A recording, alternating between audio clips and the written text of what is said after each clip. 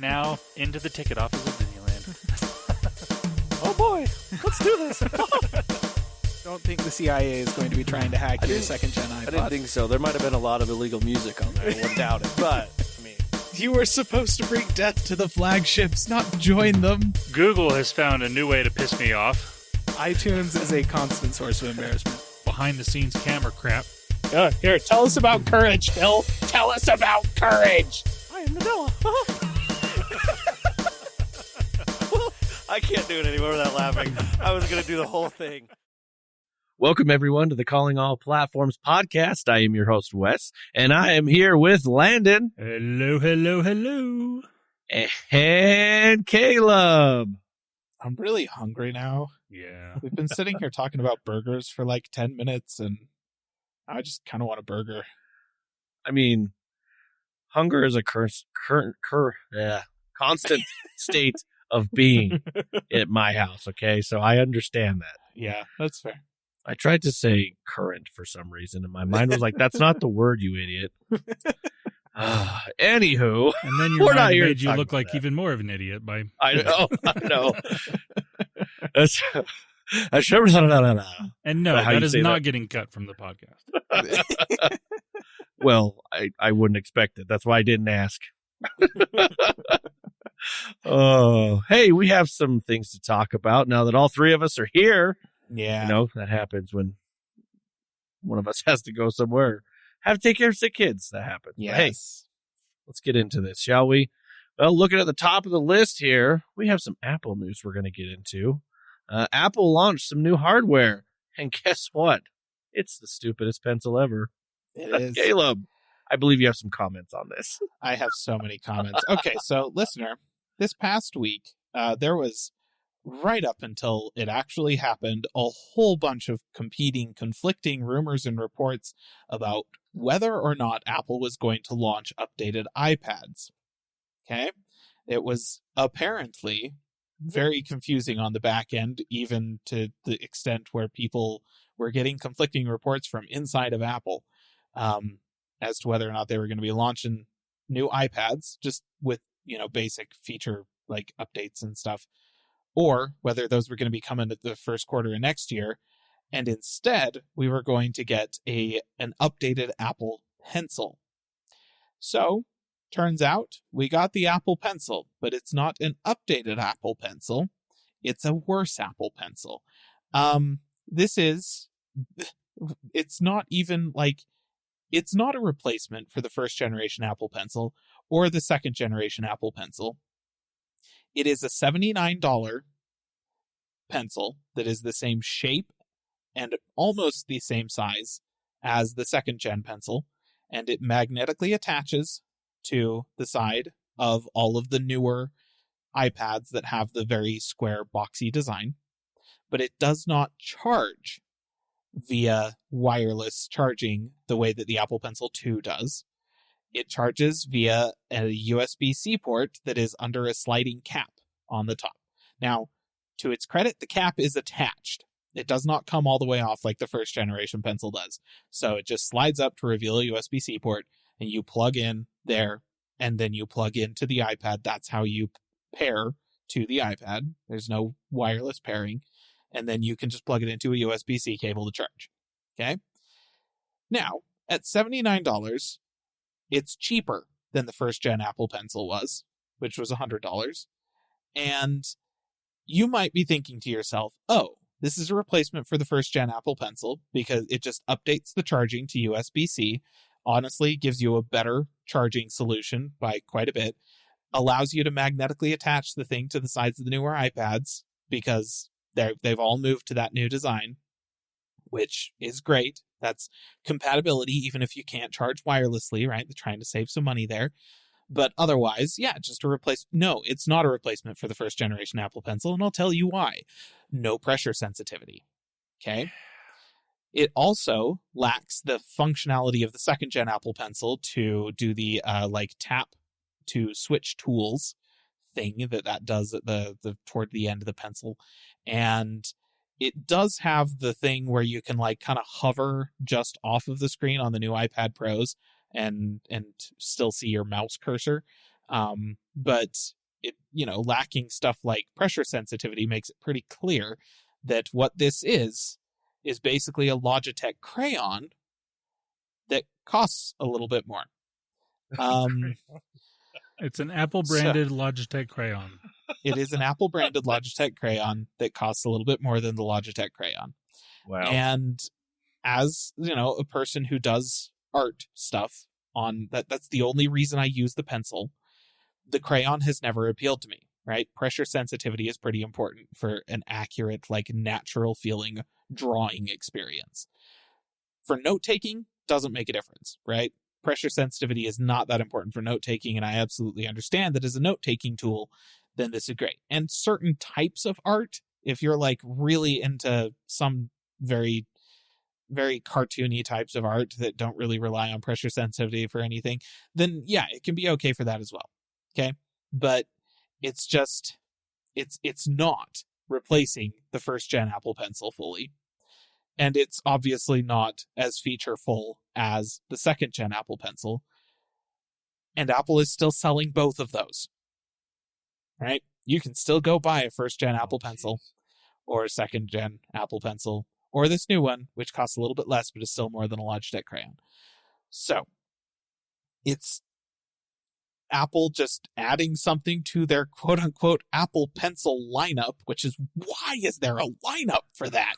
Apple, this is the dumbest. Why would you make They really just need a regular Apple Pencil and an Apple Pencil Pro. Honestly, this should not be a product category. This should be a product.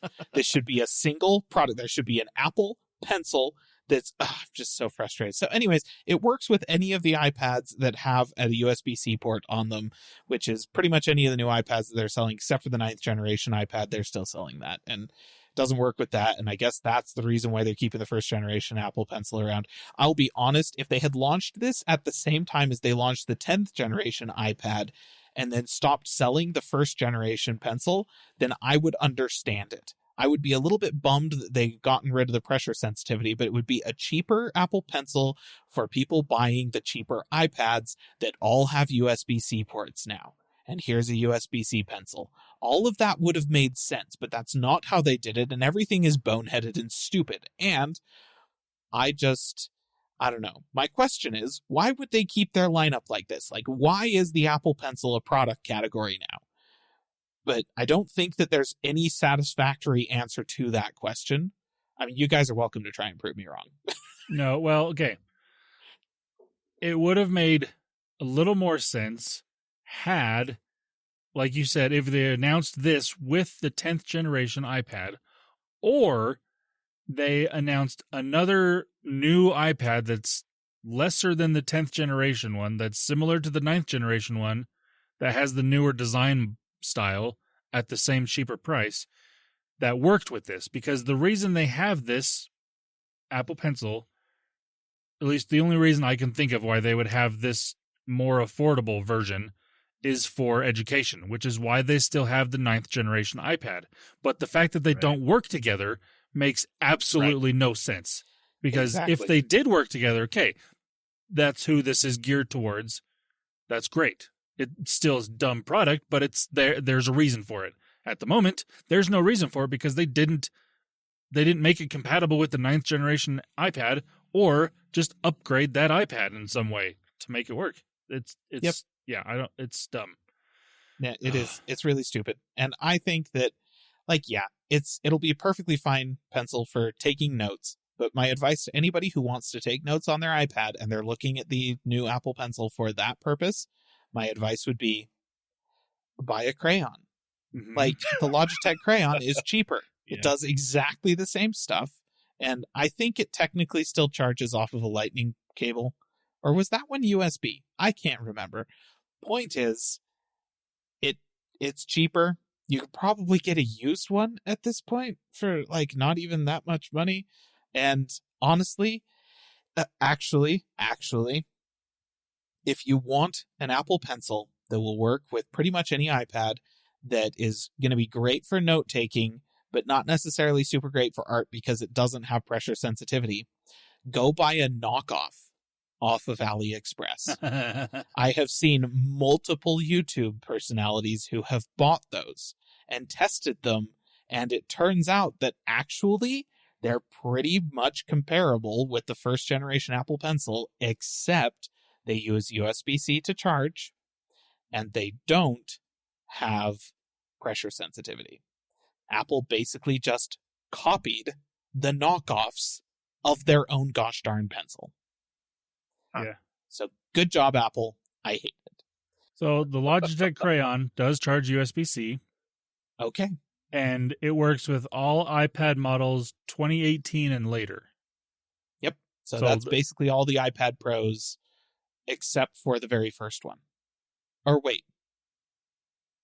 No, I guess the first two No. Any second generation iPad Pro or newer, I think. Because the original launched at the very end of 2016, and then the 10.5-inch launched at the very end of 2017. So any iPads 2018 or newer would be the second generation of both of those products, I think. Anyways.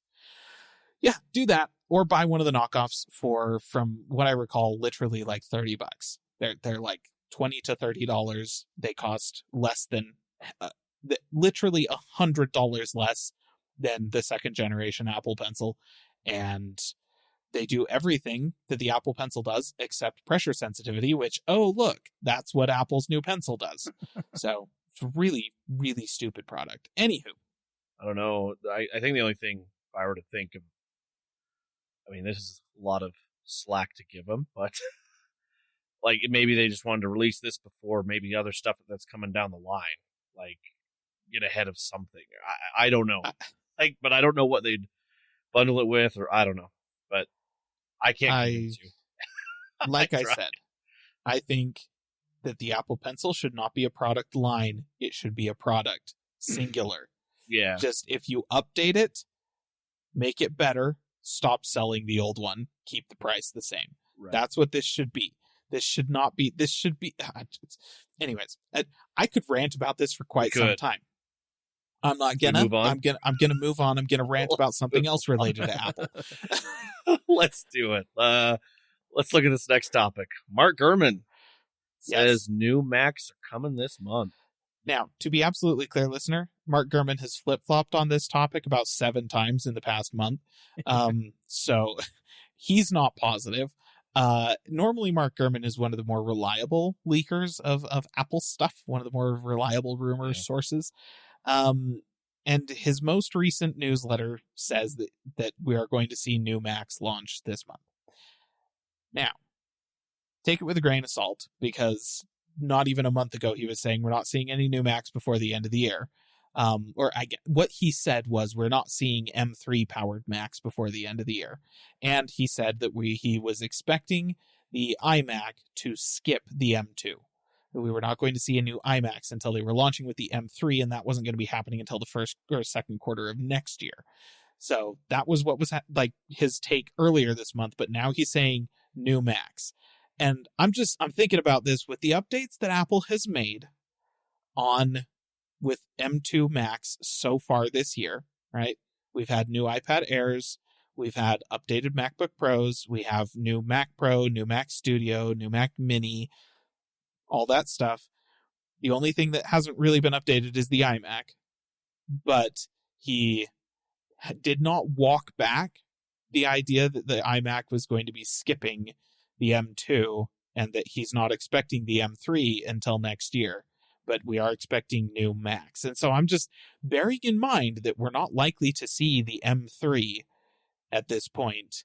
What would Apple have to do with new Macs this month to save the last quarter of their year? Because they've been tanking pretty hard over the past month between all the problems they've been having with the iPhone launch, and then no new iPads, a stupid pencil, nothing else interesting happening on the horizon. Everybody's pretty much bored of Apple right now. What would they have to do with Macs to rescue this? And that's not just a discussion question. It's a genuine question, because I don't have an answer to this. Normally, I don't know. Normally, I would say just release something new, but considering that the only thing that would potentially happen would be upgrading the regular iMac to an M2 processor, to most people, that's not worth it. I mean, the M1 to the M2 was, I mean, it was a jump, but it wasn't significant by any means. Yeah. So I don't think that would even do it, because, I mean, Yeah. nobody would be upgrading from an M1 to an M2 iMac, because people that buy an iMac don't upgrade their computer that often. And That's true. people that haven't bought an iMac yet would be buying one no matter, even if they didn't upgrade it. If they needed one right now, they'd buy one, so it doesn't really matter. So I don't really know. I did actually just think of one thing. A MacBook. We've got MacBook Pros, we've got MacBook Airs. We do not have a MacBook.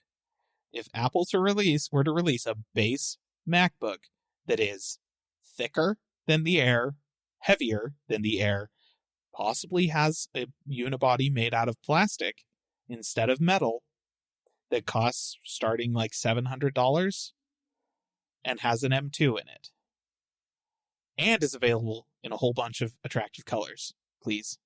Translucent plastic, orange. Translucent orange plastic. Put a handle on the back of it, Apple. Give me a clamshell G3 iBook, please. But no, like, that's the one thing I can think, that if they were to come out with an actual pants budget-friendly MacBook, then maybe they could pull something out here. That would definitely benefit them a lot. But I don't think that they're going to go back to plastic on any of their laptop or any of their computers in general, because they haven't done that since, what was it, 2009? Was that the last time they had a plastic MacBook? I am trying to remember. It's been a while. It was like 2009, 2010, I want to say. Because mine was in 2006, and they still had that version basically for a few years after I bought it. Well, so yours was the second to last revision of the plastic MacBook. Right. Because yours wasn't a full unibody. They did the unibody aluminum chassis just after that. That was like 2007, 2008. They launched those. And then it was in like 2009, I think, or maybe 2010, that they redesigned the plastic ones to do a plastic unibody. And that was the last plastic MacBook that they sold. Yeah. So, yeah, I mean, you're probably right. Like, they're probably not going to go back to plastic. What I would love to see is if, like, basically the same idea, not plastic, but add the color options of the iMac to the MacBook, because those color options are really pretty, and they are on aluminum, so it would work. We know it would work. Put that on a laptop. They would have to charge a little more because it's aluminum, but they could charge $800 for it, $900 maybe.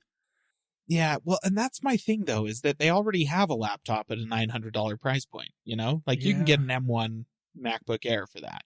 And you know, like they could launch an M2 MacBook at that price, but just, you know, $100 more gets you the M2 MacBook Air. And the advantage of the Air is that it's really thin and very portable and stuff like that. So I'm trying to think, like, how do they bring the price of the M2 MacBook Air down?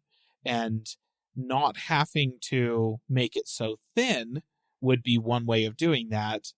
But really, there's no reason that it's difficult to make it thin anymore, you know? Yeah. Like, now that they're using Apple Silicon, everything is really power efficient and extremely easy to cool. Thin just kind of happens naturally. They put the M2 processor in iPads, for crying out loud. Yeah. Thin is not a problem.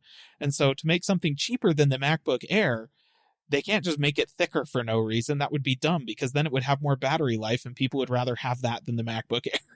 You know, so it's like, how do they make something that costs less to make than the MacBook Air, but doesn't have the same exclusivity features or feel as the MacBook Air? And the only thing I can think of is decreasing the quality of the chassis itself, making it from a material that is cheaper and not as high quality as the aluminum that they make their computers out of.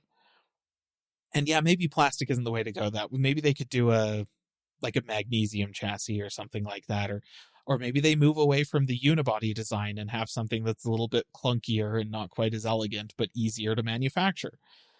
I don't know. Like that I would say that's probably the kind of thing they would have to do, is introduce an entirely new Mac line.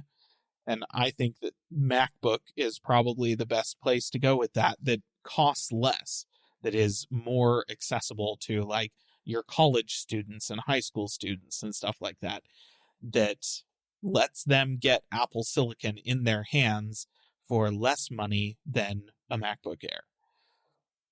But beyond that, yeah, I don't know. Like it's really interesting to me that this rumor popped up so close to the end of the month too, that Gurman's like, oh, we are going to see some new Macs. It's basically like we have a week and a half for those to materialize from this point. Yeah. And I don't know. And it's not going to be an M3 because they would need an event for an M3, and they haven't sent out invites for that yet. And so exactly, it's going to be a press release. So it's going to be something updating to an M2, which the only thing left pretty much is the regular iMac.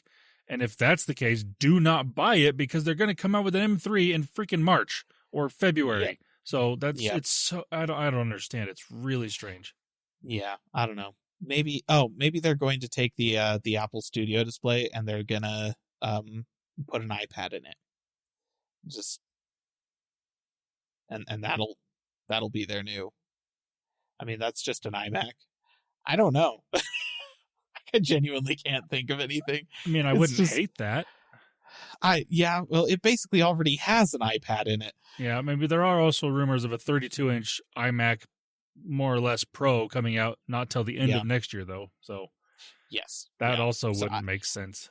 I don't know. It is really baffling because, like, what on earth would they be doing with new Macs this month, especially via press release?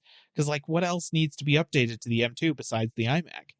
And that's like that's the kind of thing that you would see with a press release from Apple, is just, oh, we updated this Mac line to whatever, but everything's on the M2 already. I don't know. Maybe they have the M2 Extreme or something like that ready to go for the Mac Pro, M2X, and they'll release that. But I don't know. It just, Apple is looking like they're going to have a pretty crappy holiday quarter for Apple. Like, they're still going to make literally hundreds of billions of dollars, but that'll be low for them. So, girl, yeah, good times. Okay, well, let's go ahead and let's move on here. We're going to move on to some general tech news that we got. We're going to get into the OnePlus Open. Yes. So, the OnePlus Open, listener, is their version of a foldable phone. And I like it. Not going to lie. Yep. So before we get into too many details on why this phone is cool, let's just go over the specs really quick. So it's got a Snapdragon 8 Gen 2, so it's current processor. It's the outside display is a 6.3-inch 120 hertz OLED. And it is an LTPO display that goes down to 10 hertz and up to 120 hertz. The inside display is a 7.82-inch display, also an LTPO, 120 hertz down to 1 hertz, I believe, on the inside. And that's pretty nice. It's got 16 gigs of RAM, 512 gigs of storage, a 4,800 milliamp hour battery. It is running Android 13, unfortunately, not Android 14 at the moment. So that's a little bit of a downside. The front camera is they have a 32 megapixel cover screen selfie camera. So the front display has that. The inside camera is a 20 megapixel camera. So not quite as great, but still fine. On the back though, it has a 48 megapixel sensor, a 64 megapixel 3x camera, and a 48 megapixel ultra wide. So decent cameras on the back. It does not have wireless charging, unfortunately, because it's OnePlus and they don't. I don't understand why they just don't do wireless charging. other than they want to push their really fast wire charging, which this does have 67-watt wire charging, which is ridiculous. Yeah, that's faster than some laptops. Yes. Oh, And the price on this thing is $1,700. So right in line with what Google and Samsung are doing. It's a little, I believe the Samsung Fold is $1,800, and I think the Pixel Fold is also $1,800. So it's a little $100 cheaper. And they are also offering some really good deals if you pre-order or trade in. You know, right now they're offering a $200 pre-order for if you trade in literally any phone. Working, not working, old school flip phone, doesn't matter. They said any phone. $200 off. So there you go. Wow. Or up to $1,000 off if you trade in certain smartphones that are in specific conditions and whatnot. So that's also really good. Not working. Huh. Because I've got some not working phones, and that would be the fastest way for me to get $200 for a not working phone. Yes, Yeah. Exactly.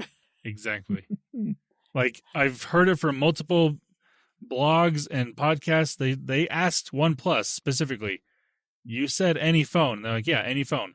So if I set a phone on fire and send it to you, yeah, $200 off. That's Okay. flipping weird. Okay. Okay. okay. Very interesting. Wow. So if you're paying $1,700 for this phone at the moment, you're doing it horribly wrong. Yeah. Seriously. Go dig a phone out of a dumpster and mail Yeah. it to them. Yeah. It's $200 off. Pretty much. Now, some of the best things about this phone, though, are not inside these specs.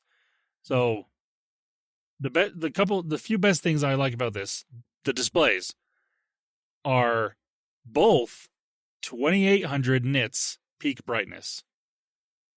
So that beats the Pixel 8 Pro by a significant amount, Mhm. Wow. and any other phone that I can think of as well. Well, yeah. And that's not The- just one display. This is both external and internal displays can hit this peak brightness, which is ridiculous.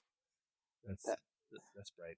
That's eye searing. Like, that's painful to look at. I don't. It's like imagine that It's like turning a on at laser night. pointer. I don't know. I'm just. You go Like, and push it oh, to be like, geez. oh, what time is it? You push it like in the middle of the night. You're like, ugh. Now, I do have to say it. Usually Caleb does, but I'm going to say it now because it's like one pixel at a time. Like Yes. one Yeah. pixel at its most bright will hit this, but it's going to be rare. The benefit This here is point is just bright. in general, it's going to be a much brighter and easier to look at display. And from what all the reviews I've seen, it is that. It also means that if you're watching HDR content, you're going to get really good dynamic Yeah. range Yeah. on the stuff that you're watching, that's the main advantage for it. And given that it is a folding phone and has a really big internal display, watching HDR content on there actually seems like a pretty reasonable use case. Yeah. So, Yeah. The other really cool thing about this display is for lack of a better term, the form factor. So the Pixel Fold, I've heard a lot of praise for it based on how, like, the shape and size and whatnot. It's a lot of people like it more than the Samsung phone because the Samsung, when it's closed, is really tall and skinny, which is not the best usability for like a normal smart if you're not going to open it up. Whereas the Pixel phone is a lot more usable on its outside display because it's more of like if you go back to like 2014, like those type of phones were a little shorter than the current ones are and fatter. But this one, the outside display is basically, if you were to buy a regular phone right now, it's that same aspect ratio type on the outside display. So that's really nice. So you don't have to change how you would normally use a phone. And it's not that much thicker than some phones. I mean, it's going to be thicker than a lot of them, but there's some phones that are, like when this is closed, it's not ridiculously thick because when it's open, it's pretty thin. And the other really cool thing here is the weight is only 10 grams more than an iPhone 14 Pro or iPhone 14 Pro Max. okay. I was going to say, wait, then just the normal Pro? That's lighter than the Pro Max. No, it's only 10 grams more than the 14 Pro Max. Okay. Which is crazy. So it's not even that heavy of a phone, especially for a fold. Like for a regular phone, it's not that heavy, but for a folding phone, it's really light. Yeah, that's like a featherweight. Yeah. So my question is this now the best folding phone that you can buy? Based on like all of these things. Like I've heard from multiple people that like even like all the reviews, the cameras on this phone is actually really good. It's still not quite to Pixel or Apple level, but it's easily as good as Samsung's and just below Pixel or iPhone, you know? So really good cameras. The experience on it, it's Oxygen OS, so it's a little different than like a Pixel phone, but it's, in my opinion, probably better than a Samsung, but that, you know, that's subjective. People like their own things. They're also saying 4 years of OS upgrades and 5 years of security upgrades, so that's nice. But, I mean, is this the best folding phone? I'm going to say no, but only because I like being contrary. No, I think that it depends on what you mean by best. Best overall, like folding phone in terms of functionality and feature set and quality and everything. I think, yeah, like an argument can definitely be made that this is now the gold standard for folding phones. Looks really good too. Best folding phone for most people to buy? No, still too expensive for that. And I still think this is the wrong form factor for the vast majority of people.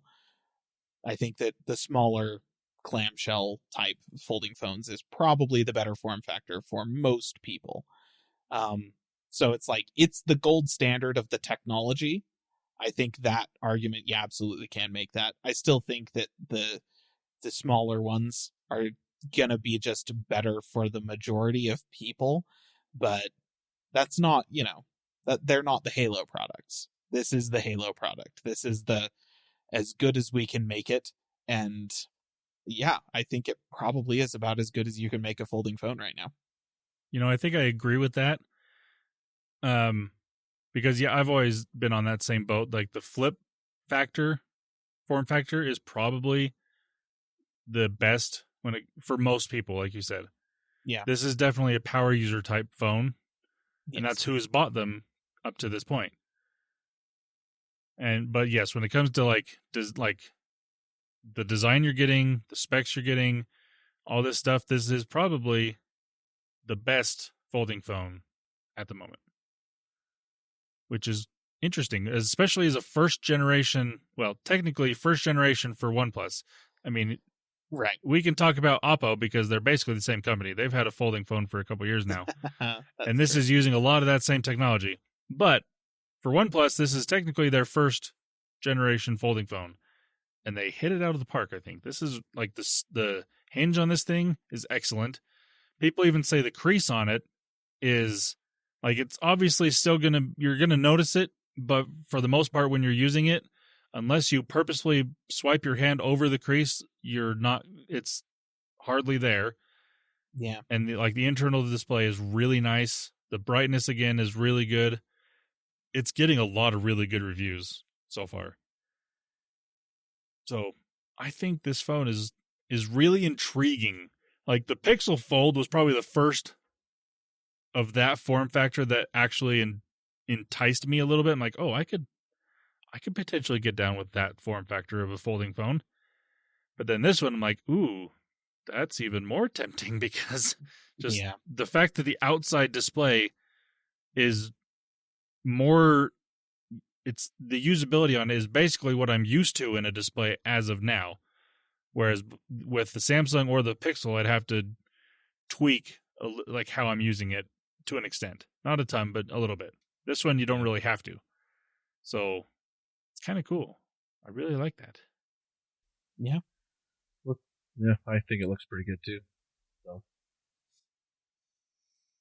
all right, let's go ahead and let's move on. Why don't we talk about another foldable phone on here that we're in general tech? How about the Moto Razor?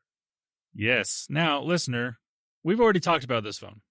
This is what most people are referring to as the Moto Razor Minus, because the Moto Razor Plus is the flagship Razor with the really nice outside cover display. This one is the cheaper model. They did announce this at the same time as the Razor Plus. It's just now it's available to purchase. Yep. I don't necessarily, I'm not going to go over the specs on this because we've already done that. The biggest thing I wanted to mention here, because we didn't know this before, but the price on this thing is what we were all speculating and wondering, okay, depending on the price, this could be an extremely good value, because the Razor Plus came in at $1,000, which was the first flipping phone to do that. Yep. So the fact that that one came in at that price point, we're like, hey, what are they going to do with this one? So MSRP on this thing, this is what Motorola will be selling this at eventually. I say that because it's different at the moment. But right now, they're wanting to sell it $700, which is a really good deal. That is. But right now, if you pre-order it, it's $100 off at $600, which makes this phone like ridiculously good deal. I mean, the specs on it, again, aren't high-end, but you're getting this, like, pretty much all the reviews on this one are saying, like, the hinge technology and all that stuff is more or less the same as the Razor Plus, which is really good. The screen's not quite as nice. The battery's not going to be as good. The cameras are definitely not as good. But everything on this phone is okay enough. And for $600, you're getting this high-tech form factor. So my question to you is this going to be the first flip phone or fold phone that actually gets regular people to start buying these phones, this form factor? So I just said that I didn't feel like the OnePlus Open was the best phone for most people, best foldable for most people. That's the Halo product. That's the state of the technology, right? That's the best you can get in terms of the tech. And the Moto Razor Minus is the best foldable phone for most people to buy. At those prices, like, I don't even care. You get the hinge and the foldable display and all that stuff. The Razor is not like the best foldable out there, but it's been around for a few years. It's been refined several times, and it's good, right? Yep. It's not going to be amazing, but it is good. And just the fact that it is a foldable is going to blow a lot of people's minds. And in a world where you can get a folding phone for $200 less than the cheapest iPhone. Yep. Yeah, I think this is the one that gets people to start buying folding phones. I'm, in fact, sitting here because I've had this discussion multiple times over the past month with my wife that she doesn't want a new iPhone. She's not at all interested because she's currently sitting on a 12 mini and she loves that form factor. The only phone she is going to be upgrading to, like, in the foreseeable future is the 13 mini, right? that I've got. The 14 and 15, she could not care less, right? But if I walk up there and I say, guess what? For $200 than a brand new iPhone 15, you can get a phone that is almost half the size of the phone that you currently have, but still has a bigger screen. I genuinely think this might be the phone that gets her to switch away from an iPhone. And she has been quite adamant that, like, I know Apple. I'm familiar with the ecosystem. I know the software. I know the apps. It's all easy. But this form factor may very well get her to switch. And I think Razer has absolutely killed it with just hitting this price point. Like, that's outstanding. Good job. Good job, Motorola. Like, that's it. Yep. Yeah. I don't have really anything else to say. That's just incredible. Good job. This is the same price as a regular Pixel 8. At $700. And right now, like I said, you can get it for $600. And I've heard on other podcasts that Motorola has done this before, where they will sell the main price at $100 cheaper initially, and it'll go up for a couple weeks, but then it will really quickly drop back down to that $100 price point, or $100 less price point, pretty quick. So, Man. this is basically a $600 flip phone. Yeah. A smart flip phone. I can't just say a flip phone because, Yeah. Right. Yeah. Yes. it's way better than that. Oh, man. That's But yeah. wild. I This mean, costs almost the same price as the original iPhone. Like, for context, Oh. the original iPhone on contract, back when you were having your phone was subsidized by the cost of your contract, that's when the original iPhone launched, and it was $500 on contract. yeah. This is $600 with no contract. Like, that's... What? Yeah. That's awesome is what that is. Oh, man. I might be buying a new phone. I'll have you know, that would be cool to play with, though. Oh, yeah. I mean, it's funny because, like, I've seen multiple flipping phones in the wild. Like, I've never actually seen a foldable, like the bigger form factor fold, Yeah. but I've But the seen, flip, yeah. And the first one I saw was a Razor. On vacation, I saw someone with a Razor, like the original Moto Razor flipping phone. Back when it had the Yeah. chin. I Yes. love that thing. And then I work with somebody that has, like, I think the second generation Moto Razor, the one that came out just after that nostalgia one. Yeah. So it's more of this same form factor, but just a little older. And I also know somebody with a Samsung, like the Galaxy Flip. So, like, these flipping phones are definitely more popular with regular. Like, these are not power users by any means, the people that I saw them Right. with. No. So it's interesting. And now that this one with this price point, man, it's crazy. So my question for you, Caleb, because we've talked about this before, how you love the form factor that you have with the iPhone mini because it's a do. nice small screen. Love it. And we've always toyed around with the idea of the Asus Zenfone being your next phone because it's more or less the same idea. Yeah. So if theoretically you were to switch because you are just sick of, like, your phone just doesn't work the way you want it to anymore, or you just really want some sort of new feature that isn't on that phone, would you prefer the Asus Zenfone 10 or this Moto Razor for basically the same? I mean, I think they're the same price. Yeah. Right now they are. I mean, here's the thing. My 13 mini works great. I have zero complaints with it. So I'm not in a position where I'm like, I really need to upgrade. But give me a couple of years, the processor's going to start to feel a little bit slow and I'll be looking for something newer. And if at that point Apple has not done anything like good with their phones, which they have not done anything to impress me with the past two generations of their phones. I'm going to be looking at stuff like this. And if Asus keeps making the Zenfone as good as they have, because that is a full-on flagship with great processor, great specs, great cameras, everything, that just has a small screen and is a very good pocketable one-handed size.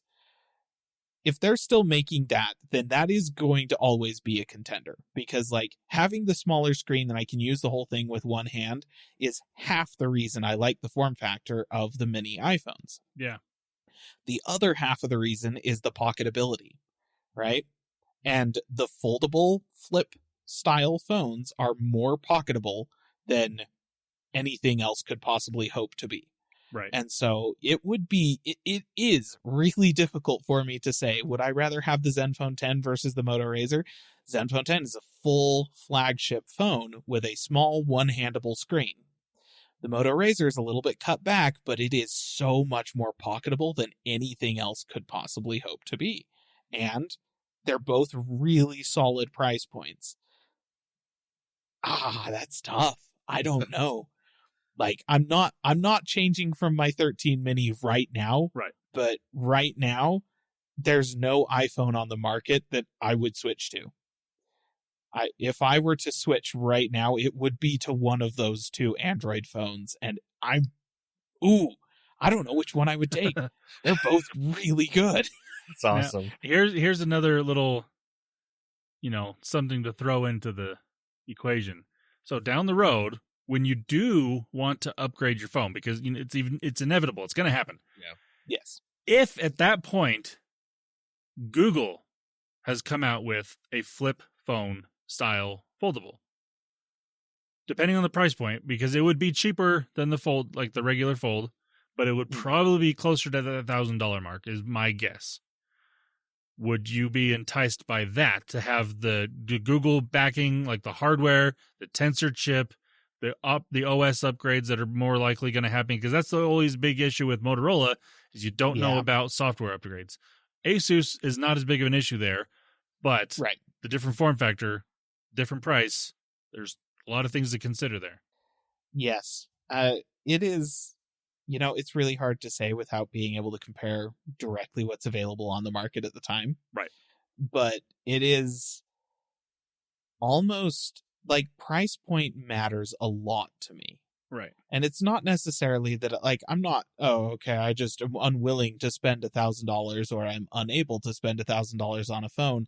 It's more so to the point where, like, I was doing the math the other day and came to the conclusion that if I personally wanted to buy, like, a new, an iPhone 15, the one that I would be getting at the price point I would be getting it at, I would be able to get a brand new M2 Mac Mini and a 9th gen iPad for the same price, pretty much, because I'd have to get the education pricing discount on both of those in order to make it match up. But yeah, I can do that. And in my head, I just had that moment where I was like, $850 is kind of a lot of money. And I was like, I could get a new computer, a new iPad. I would love to have both of those things for that price. Like, why would I spend that much money on a phone? And $800 is the most I have spent on a phone. Like, to be clear, that was what I spent on my 12 mini, I think. No, that was $750. Yeah, $800 I think was what I spent on my XR. But that was the most. Like, my 12 mini was $750. My 13 mini I bought a year after it come out, and I got it used, so it was like $500 or something like that. My 7 Plus I got for, I want to say $650, and then everything before that was even cheaper. Yeah. So it's very much like, I think that for me personally, the way that I use a phone, the way that I interact with a phone on a daily basis, the way that I think about it in my sphere of, like, devices that I use, phones are worth about $700 to me. Just flat. All phones across the board. If it costs more than that, I'm like, that's not worth it. You can offer me, like, a phone that literally makes eggs, and doesn't make a difference. Doesn't make a difference. If it costs more than $700, it's not worth it. You could literally add any feature to it, does not matter. So that, I think, like, the fact that these are now at $700 or below, that's where suddenly maybe these are worth it now. Like, finally, they have entered into my realm of, like, what I consider valuable in a phone. So yeah, this I would probably, despite the software updates and stuff like that, given that hypothetical situation, I would probably go with the Moto over the Google option. But worth noting that if there is still an Asus Zenfone that is a similar flagship versus the slightly cut down Moto Razor, but still a smaller screen size, then that's still going to be in competition. Because like I said, the size is twofold: pocketability and one-handability. And smaller screen, great one-handability. Folds in half, great pocketability. Which one matters more? I don't know. Like, I haven't had to think about this before. I didn't have options, but now I do.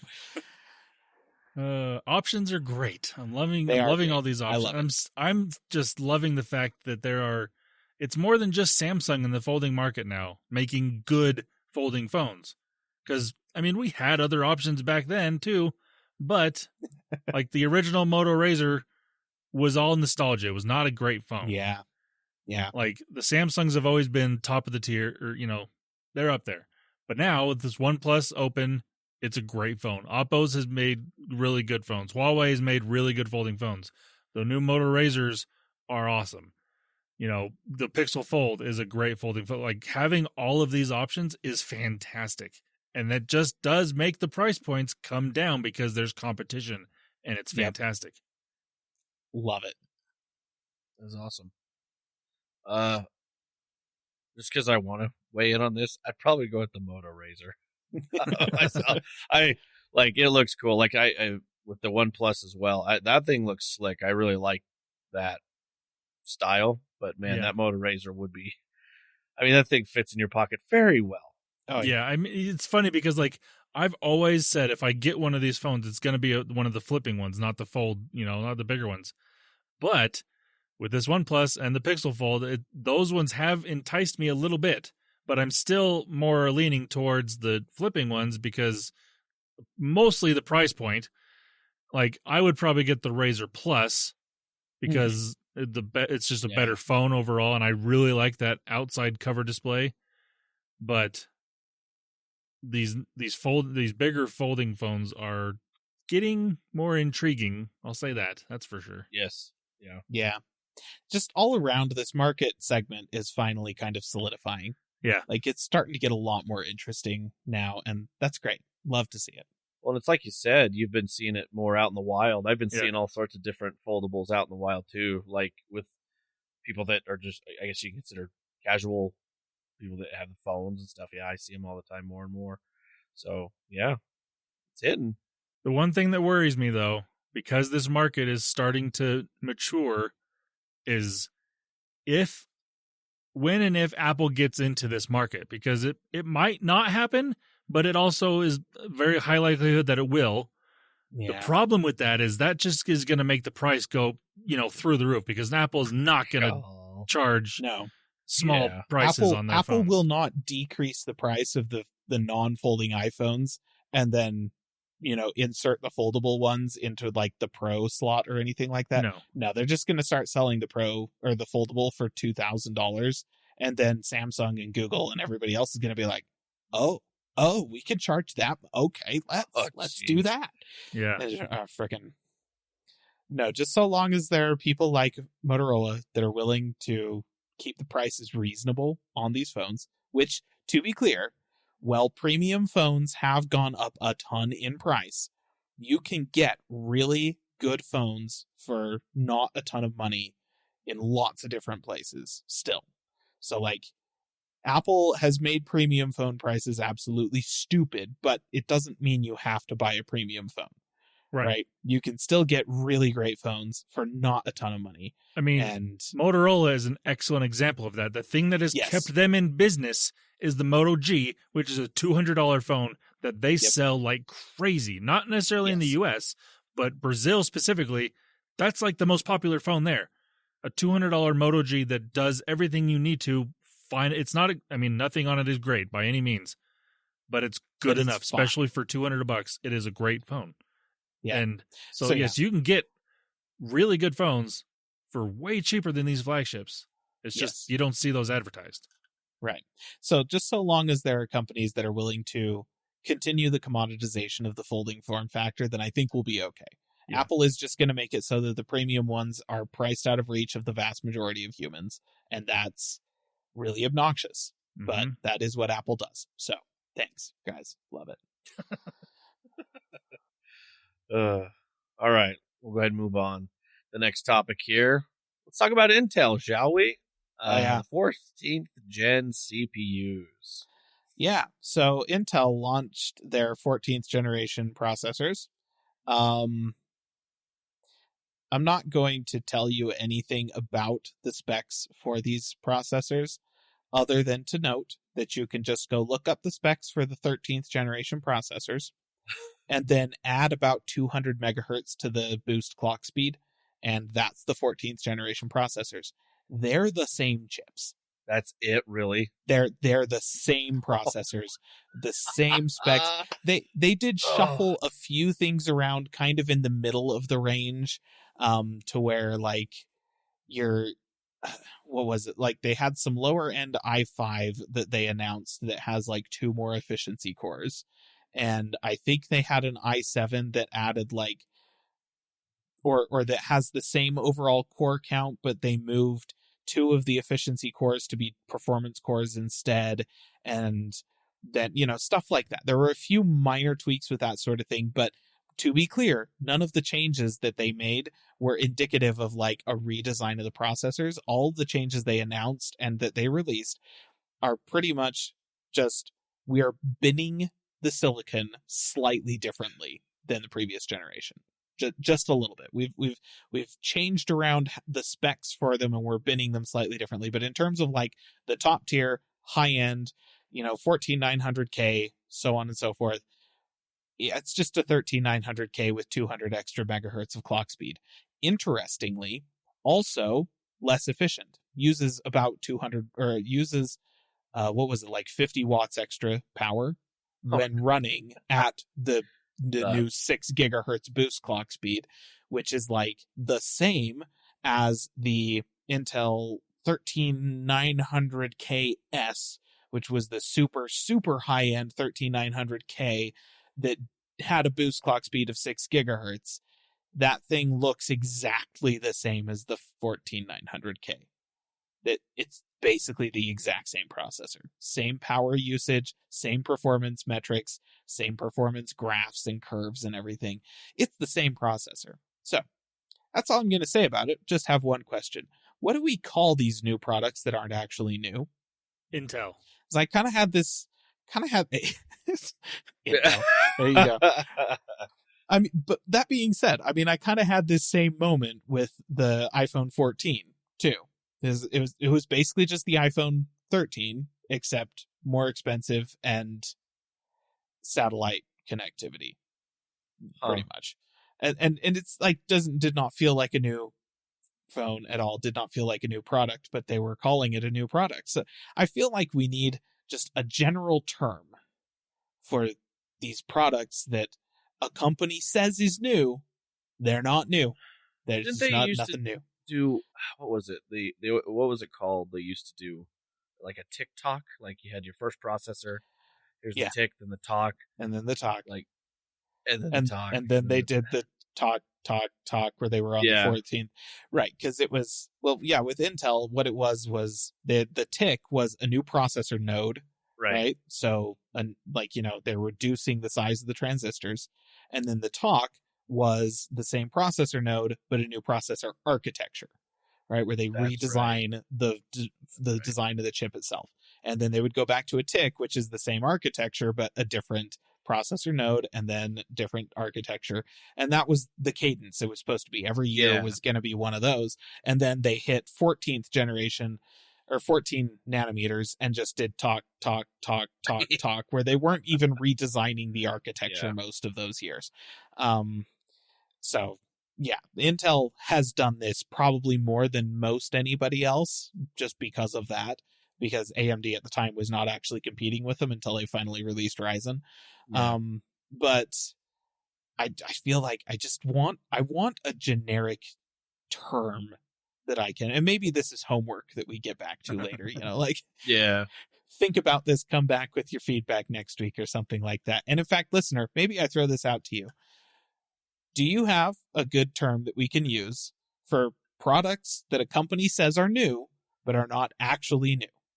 If you come up with any good ideas, send them to us at podcast@callingallplatforms.com, or you can comment on the website or comment on Facebook, Twitter, or whatever. X, whatever frick Twitter. Call it Twitter. This month.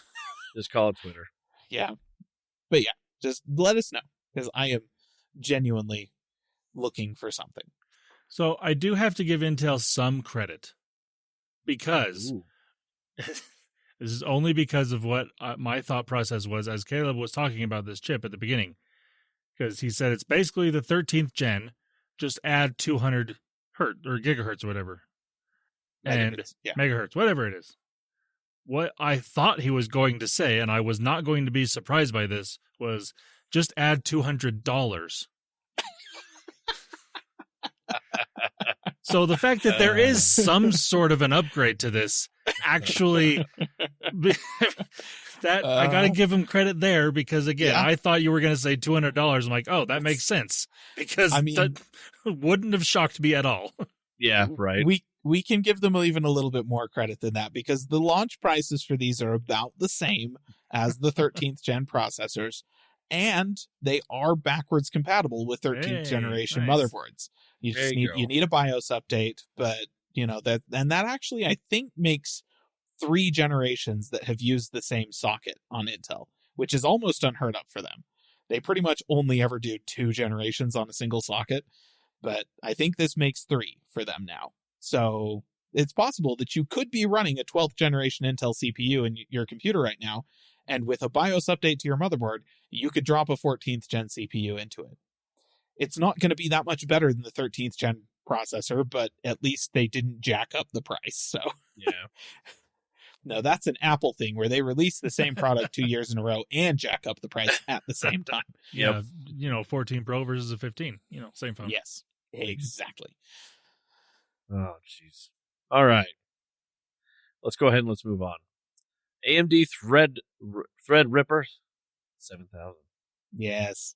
So, not willing to stand idly by and let Intel get off on releasing the same processors again, AMD decided to officially announce new Threadripper products.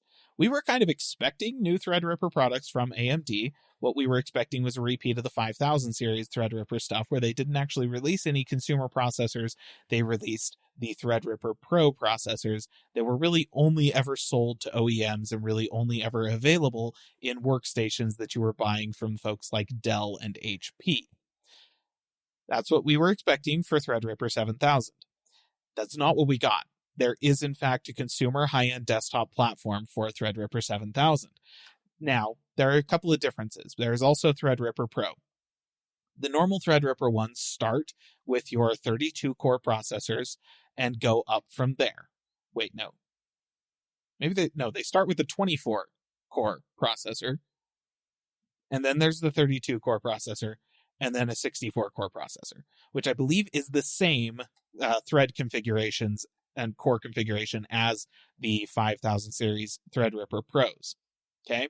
And then Threadripper 7000 Pro is the same for, those 3 tiers, but then they have the Halo one that has 94 cores on it. And jeez. 198 threads. How does the math on that work? Anyways, 94 times 2. Do that. There's your homework. So yeah, that's kind of how they're going. They have not announced pricing for the Threadripper Pro processors, but they have said that they do plan to sell those outside of OEM integration channels. Right? Wow. So you can buy those in a workstation from Dell or HP, and a few of those, like Lenovo, Dell, I think have already announced server chassis things that are going to use these, and also workstation form factors that are going to use the Threadripper Pro processors. We don't have pricing on what it'll look like, but they said that, yeah, you're going to be able to just buy those processors from AMD, which is great. You can get 94 cores without having to get an Epic CPU. So that's, freaking holy crap. That's a lot of cores. Now, it is worth noting, they did announce pricing for the normal Threadripper 7000 chips. And here's my question. I don't think we really need to go into much more detail on this, because I know the answer that I have for this question. Is there any average consumer use case that you guys can think of that would justify spending $5,000 on a CPU? Just the CPU. Rest of the computer not included. Right. Just the processor. Because that's what the top-end Threadripper 7000 costs. The 64 core. For average, nothing. $5,000. I cannot think of a single average consumer use case that would even come close to using the horsepower available on a Threadripper. Like, Yeah, even no. the lowest end 24 core one. I just can't. No. And to be clear, the lowest end 24 core Threadripper 7000 is still like, I want to say like $850 or something, or like $1,000 or something like that. It's still really expensive Still. for a processor. And it's incredible. Like, this is really great stuff, but basically if you're not doing protein folding on your actual processor, there's no reason to get this. Just don't. I mean, that's a very expensive bragging rights if that's what you're going It for. really is. But, man. I mean, if you're looking to spend $5,000 on any part of your computer, buy a Mac Studio at a $5,000 equivalent, and you'll be able to do anything that you would want to on that computer. Yep. And that's the whole computer. Yes. Honestly, if you're going to buy a $5,000 computer, I would actually recommend some of the higher end MacBook Pros, because you get very similar performance to, well, okay, I guess you don't get the top end processor, but it's portable. Yes, and it has a screen. And it has a screen. So yeah, I don't. Yeah, just $5,000 is too much, even for like your average consumer, for pretty much any PC. The only average consumer that I think that could benefit from a $5,000 whole PC, right, would be gamers. Because with gamers, it really is a matter of like, the more money you can throw at your computer, the better your gaming experience is going to be, even if you are a filthy casual, even if all you care about is pretty lights in Cyberpunk or something like that, then yeah, spending $5,000 on a computer is going to get you a box that is really nice to look at and will run Cyberpunk at 4K, like 100 FPS, because you'll have a 4090 in it, and so on and so forth. So like, they're the only people I can think of who I would say, yeah, you can spend $5,000 on the whole PC. But if you're spending $5,000 on any single part of your computer, and you are not like a university laboratory or the Department of Defense or some kind of AI startup or something like that, you're doing it wrong. Yeah. If you yourself are spending that much on any single piece and not your company you work for, right? Yes, Exactly. You're doing it wrong. Yep. Exactly. Yep. So yeah, that's Threadripper. It's always fun to talk about, but please do not buy these products. Yeah, unless you can. I don't even know what you do with it. Anyway, we'll move on. We're not talking about it. All right, we're going to get in some gaming. So last week, we had a take on the ABK closing with Landon and I. But Caleb, he was not here for that. So I figured we'd give him the floor. One, Caleb, what is your take on the ABK closing? Your feelings, your thoughts on that. And two, thoughts on Microsoft's what their next move could be. So go for it. I think it's just fair to say that, listener, the reason I was not here last week was because I was so excited about the ABK deal finally going through that I decided to go to Disneyland to celebrate. That's why I wasn't here. That's a reasonable, celebration. Liar, Exactly. you went across the street over to the Irvine Center there to visit Blizzard. That's what you did. No, I was, about the time that you guys were recording the podcast, we were standing in line at the Rollickin' Roadsters in Cars Land in California Adventure. So Fair enough. anyways, that's my thought on it. That was it. So happy that's done. My Oh. thoughts on what their next step should be is, I did listen to the podcast. I agree with Landon. They should probably not be doing anything right now. I think like maybe let the dust settle for a bit before you do anything, Microsoft. Just deep breath, chill a little bit. Like you just launched Starfield. That's enough, just relax, let it kind of settle out, and then you can start trying to fix ABK. And then maybe once you've made progress on that, then you can start buying more stuff. That's my opinion. Yeah, which is solid opinion. Let's be real. Oh man. Well, we'll continue on with that thought. So, with what ABK, what Microsoft can do, a lot of people are wondering, hey, what's going on with the ABK stuff, and when are they coming? All that stuff coming to Game Pass. Well, Phil Spencer got onto a podcast. I believe it was the official Xbox podcast. Kind of just pretty much said, hey, look, this is going to take like maybe a year for like the big hitters to really get into Game Pass. So like your Diablo 4s, your Call of Duties, things like that. It's going to take probably a year if they get something to do with Game Pass. So yeah. Now, with that said, the question I have with that is, what ABK games would we like to see go into Game Pass? I thought would be kind of a fun GoldenEye. already there. It is technically. Yeah, Oh, It is. It's already there. Actually, it's rare. Yep. No, Candy Crush. Candy Crush. Candy Crush. Please no. Oh gosh. You could play See it on too your many ads Xbox. for You could that play it on your already. PC. Oh, You could, gosh. it's not just a mobile is. game anymore. It's no longer malware. We own this, and we put it on every Windows machine. It doesn't change anything.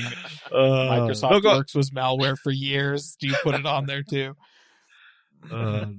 But Caleb, do you have any thoughts on something you'd like to see from ABK going So, into Game Pass or something? I actually feel kind of reassured by the fact that Phil Spencer is saying that it's going to take at least a year to see some of the heavy hitters land, because I don't care about any of the heavy hitters, frankly. I want to see StarCraft 2 in Game Pass, and I want to see the Diablo 2 remaster. What are they? Diablo 2 Resurrected. Resurrected. That's what it's called. That's Yeah, what it was. that one. I want to see those in Game Pass because I have not bought Diablo 2 Resurrected, but I want to play it because Diablo 2 is still the best Diablo game. Don't care what anybody says. Haven't really played very much of Diablo 4, but quite frankly, reviews have not suggested that I'm going to like it more. We'll just say that. And then StarCraft 2, I love StarCraft 2. It's a great game. I have not played Legacy of the Void because I have to pay money to play Legacy of the Void. And I technically haven't finished Heart of the Swarm yet, so I'm kind of like, yeah, I'm not going to play through the campaign of Legacy of the Void until after. I'm not going to buy the campaign for Legacy of the Void until after I've played through the campaign for Heart of the Swarm. So yeah, I'm waiting for that. But if they were to put it in Game Pass before I have to pay money for it, that'd be great. So that's where I'm at. StarCraft 2 would be the one of the game, probably the one game that would maybe push me over the edge to do, the free 30-day trial of Game Pass. Yeah. There you Not go. enough to get me to actually pay for it Right. after the fact. But if it was there, I'd maybe do the 30-day trial and play StarCraft 2 because I haven't played it yet and I loved StarCraft. So, Well, and if they put the remaster of StarCraft on there, oh, that would be pretty cool too. that would be awesome 'Cause- because I only have a physical copy and I don't have anything to Yeah, put it into anymore. Like once again, the original version of StarCraft, so like the non-remastered, that's free to play, right? Yeah. Like you can download that Yep. and you can play that. They'll let you have that from Battle.net. But if you want the remaster, then you do have to pay for that, and I have not paid for that. So like I have played StarCraft 1 recently, but not the remaster, and I'd like to play the remaster. That seems like it could be fun. So yeah, that'd be another good one. Like, yeah, it's all older Blizzard games. That's what It I is, want to see yeah. on Game Pass, and I feel like that ought to be low-hanging fruit for them. So hopefully that happens like in the next 6 months or so. I do feel that those would probably be earlier. I do feel they'd be like, hey, by the way, you have Game Pass, link your Battle.net. Oh, look, you can just hop on the launcher and you have it. There you go. Yeah, I that'd be feel great. something like that with all that the older games and things like that. I feel, yeah. With all the IP that they have and they've acquired, I guess I always love the old nostalgia stuff like Hexen. Like it's a mod from Doom. Let's be real, that's what it is. Pretty much. But Lots of it's games were back then. Yeah, so I grew up in that stuff. So all those old modded Quake or Doom engines, I'm always like, yeah, that one or whatnot. So I'd just love to see them all come into Game Pass, and that'd be my take on it. Just Be awesome. And I would be interested to see if they could pull some sort of Age of Empires controller, using a controller for StarCraft. And I just want to see if they can pull it off. I mean, No. They're I just really gonna want to see it. They're just going to do a straight port of the N64 Oh, version gross. of StarCraft onto Xbox. Oh, You can have that. gross. Yes. They're going to have an gross. emulator for that center stick. No, they'll put that your on the controller. Switch, actually. They'll do yes. that. They'll put There it you on the go. Switch. Oh, that was such a terrible way to play that game. Okay, we're going to move on here. So we have some corrections from last week that Caleb wants to talk about on our PS5 Slim. Yes. We have some corrections. I just minor clarifications. I did listen to last week's podcast, as I said. And when you guys were talking about the PS5 Slim, I just want to make sure, listener, you understood that when Wes said that, like, you can buy the thing for $500, and then he said immediately afterwards, the old one for $500, the disk drive was included. And to be clear, the new one, it is also included. If you buy the new one for $500, you get a disk drive. Yes. The way that the pricing is different for the new one versus the old one is that with the old one, if you wanted the fully digital version, you paid $400. Now, if you want the fully digital version, it's $450. Yes. So it has gone up in price a little bit on the digital only version, but you can still buy the digital version and then add the disk drive on later, which sounds great until you realize that if you do that, you spend $30 more for the console. So that's dumb. And then you have to buy a separate stand anyways. So yes, pricing is still stupid. It's just a little bit like differently stupid than how it sounded on last week's podcast. It's a different stupid. Yes, exactly. Listener, we were at the beginning of the podcast before we started. All three of us were trying to clarify, like, no, it's this price. No, it's this price. I'm on the website. No, you're It's really, Sony's website is really dumb right now because it's all like, here's our store. Here's the PlayStation 5. You can buy this, and it's the old ones, but they're all marked as unavailable because the new ones are set to launch in like literally a week.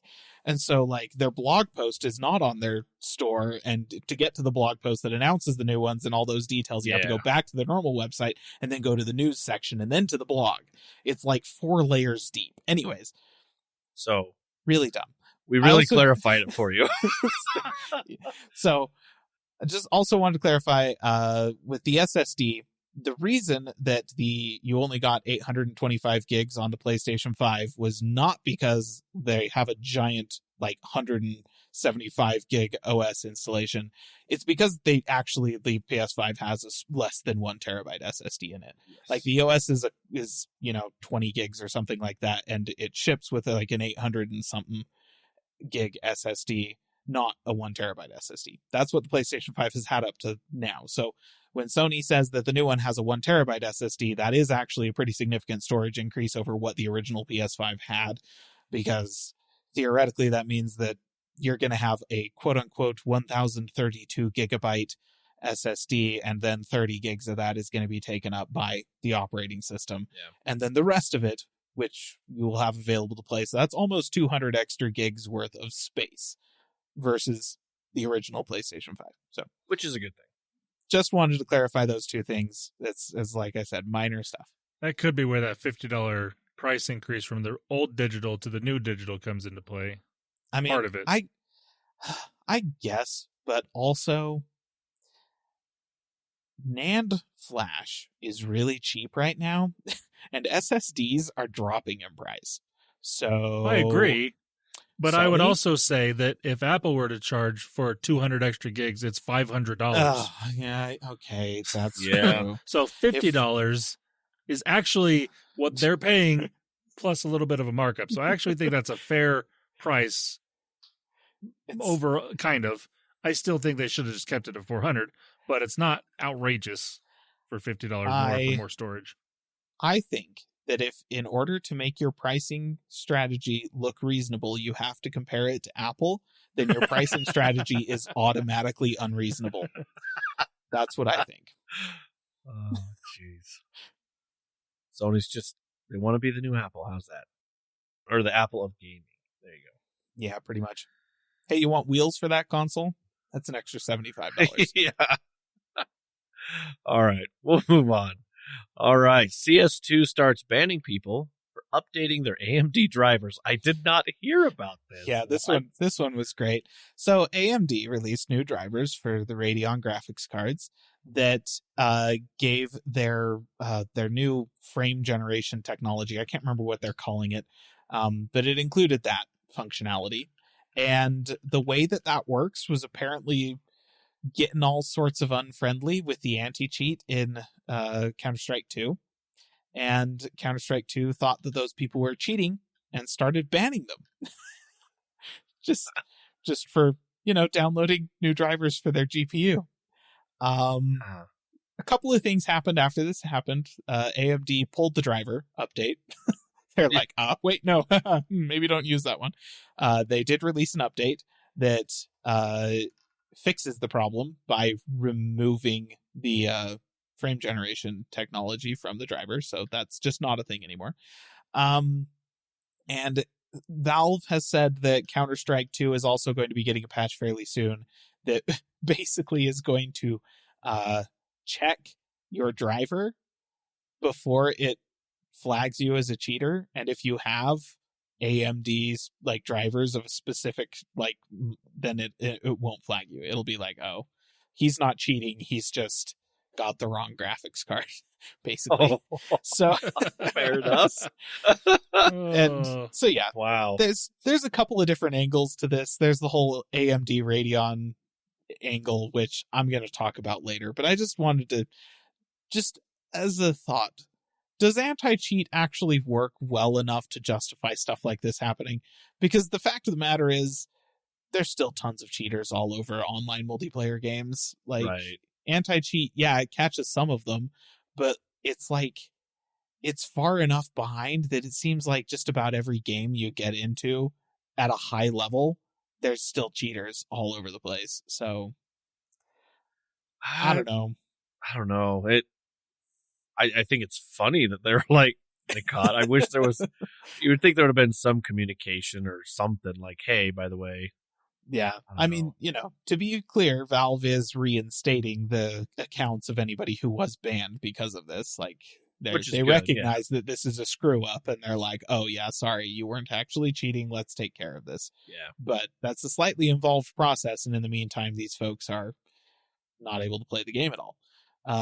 So yeah, not great. Not great. Yeah. Well, at least they're trying to fix it. Yeah. Hey, speaking of not great things, Diablo 4 Season 2 launch wasn't very good. Apparently. No, there was some things that happened. So, Season 2 of Diablo 4, I have not played much of Diablo 4, like I said, listener. Season 2, I don't know what the heck that entails or whatever, but supposedly it does change quite a bit of the game and fixes a lot of problems that people had with the game and introduced some new I don't want to say achievements, but some new ways to progress in the game as you play, basically a new grind mindset so that you don't have to grind as much in order to get stuff and so on and so forth. Yeah. So it launched, significant update. People were excited to play it. They downloaded, they got into it, they started playing, and they were noticing that they were not being rewarded for progress in the game the way that they thought they should. This went on and got progressively worse for about 24 hours before finally Blizzard was like, oh, wait, no, yeah, that's broken. Turns out the game was not recognizing people's progress in the game. Blizzard released a patch to fix that, but it was not retroactive. Yeah. Like, it was not able to give people who had progressed past these certain gates the rewards that they should have gotten for those things. And some of those things ended up getting permanently locked away for those people because they had moved too far past them. They weren't able to go back and redo it. And so there was our options were basically to restart with a level 1 character and grind all the way up to that point before they could get those things. So that was not good. That, they patched it fairly quickly, but there was still a significant portion of the player base that were excited for all of the fixes that they made. They got bit by this. Yeah. So yeah. And wonderful thing. This was also the same day that Diablo 4 launched on Steam. Yay. Yeah. It's a really, really great first impression for all those Steam users. So, Yeah. I don't know. It's, at this point, it seems like a philosophical question, but is Xbox going to be able to fix stuff like this about games like Diablo 4 that are already launched in the Activision Blizzard catalog that have Activision's fingers all over them? Is Xbox going to be able to fix Diablo 4, or are they just going to have to cut their losses and move on to Diablo 5? Like what do we think? Are they going to be able to fix problems with Overwatch 2, or are they just going to kill Overwatch 2 and do something new with it? I guess I'll take this. I want to think highly. Honestly, I want to think, okay, you now have the Xbox backing. They want Activision Blizzard to succeed, and with Phil Spencer, with the things he's been talking about and things that have been happening, like, it seems like that they would be able to give them the time they need. So, for example, Diablo 4, they don't have to sit there and next season, we got to get this going, got to pump this out. They could actually go back and be like, hey, we're going to take a break for a month or two. We're going to give you a whole season. We're going to give you this because whatever reason, we don't have to sit there and be like, hey, now you got to get this battle pass and that battle pass and this and keep monetizing and this. Right. They can just cook. They can keep all that stuff. Yeah, that's and the then thing same with Overwatch 2. Like, I feel like with Overwatch 2 as well, like, they could actually be like, hey, before we said we're not doing the PvE thing, but guess what? We have new bosses and a whole other team that we've gotten together to do PvE stuff while the PvP stuff is still going with these. Like, I feel like they can really set themselves up and pull away. It's going to be a minute because obviously you have these contracts in place. You have these things already set, but I feel like, right. I don't know. Well, I want to think highly and say, yeah, I think they could. You think about it. Like, what is it that made Blizzard games great? And it's the fact they were ready that they were ready. It's the fact that it took 15 years for StarCraft 2 to land, Yeah. Like, it's the fact that Blizzard was willing to sit there and bake the thing for a decade or more before they released it, Yep. Like, that's what made Blizzard games great. Diablo 3 was just a little bit rushed. And everyone was like, well, hopefully they learned their lesson. And then Overwatch got postponed and postponed and postponed and then finally released. And everyone was like, oh, good. They did learn their lesson, right? But then everything got worse. Everything got Activisioned all over, And they started releasing mobile games and then we got Overwatch 2 and then we got Diablo 4 and I don't know how Warcraft has been doing. I don't pay attention to that. It's still just a subscription. I think they've added it's still just Warcraft. Yeah. Okay. I mean, Warcraft was kind of already printing money anyways, so I suppose Activision probably didn't mess with that too much. Yeah. But it just didn't. Activision had all of these ideas about how quickly things should be done and how they should be monetized, and it ran completely counter to everything that Blizzard had done to make great games in the past. Right. And so, yeah, I think that what needs to happen in order for Blizzard to get back to making great games in the future is for them to have the time to cook the game and actually make the thing the way it should be. And I think, you're right, the hope is that Xbox is going to give them that they'll have new bosses, Activision will go away, and Xbox will be like, guys, take your time. Yeah. But I think my concern is that Diablo 4 and Overwatch 2 are already so far away from what they should have been that it's gonna make more sense for Blizzard to just kill them and then do something new than it would be to fix them. It just seems like at this point for both of those, a fix is going to require so much time and effort that they're basically making a new game from the ground up. I guess you can say that about Diablo 3. Then they kind of did. They had the auction Diablo house 3. for that. You remember that? Yeah. And then they got rid of that, got rid of a lot of stuff, and then just gave us the Reaper of Souls. So they can do it.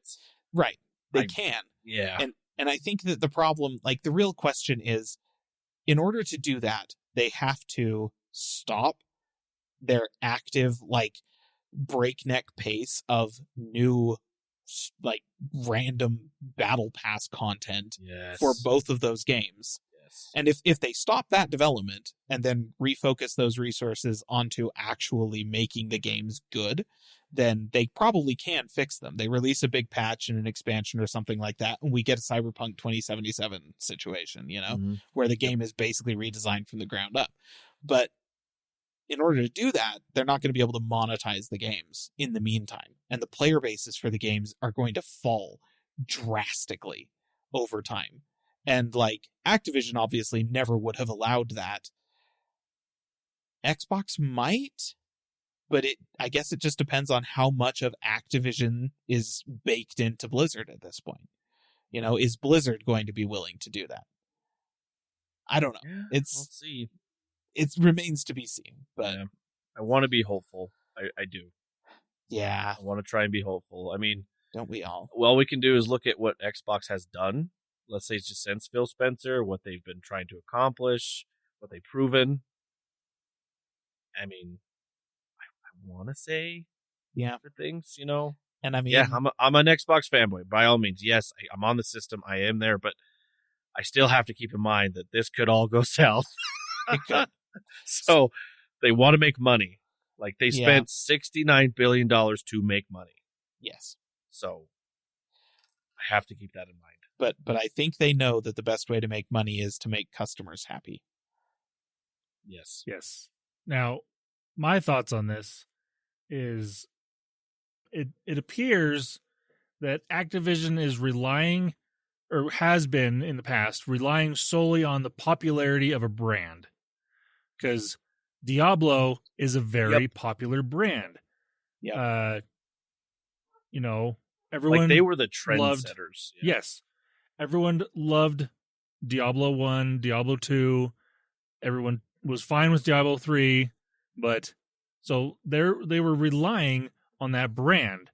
And then what's the other game that you were talking about? I can't remember. Overwatch. Like, it took a long time for Overwatch to come out, the first one, and everyone loved it. Mm-hmm. Yeah. And then they're like, oh, we have got to do a new thing with this right away. So monetize the brand. Yes, they're taking advantage of a brand that everyone loves, and just like Caleb said, they're not letting it cook long enough in order to just try to make money. Whereas Microsoft has learned you can't rely solely on a brand. Look at Cortana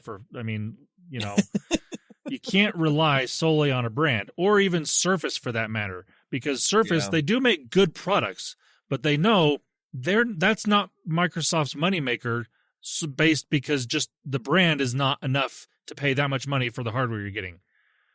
So Microsoft, I think, has learned this over the years. It took some time. It took some misses, but they have learned it. So I think that they're not going to rely solely on brands of these games. Like, even with Halo, they've learned it. Like, different games have been hit or miss. And so they've taken time with other newer versions of Halo. Okay, we need to not put a new one out every year. We'll take 2 or 3 years to put this next one out. So I think it'll get better just for the fact that they've learned this problem. They're not as invested in we need to make money right away as where Activision was. Yeah. Because Microsoft is making money in other ways. Xbox is making money in other ways. They are okay to delay making tons of money right away, right after this acquisition. They're fine. So that's fair.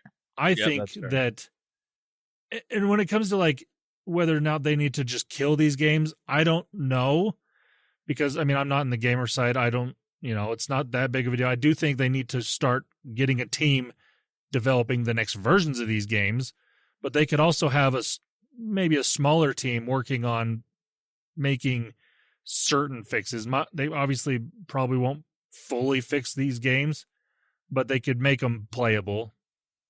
People will actually enjoy playing the game for a while until we can come out with the next version that actually will be worth upgrading to. Yeah.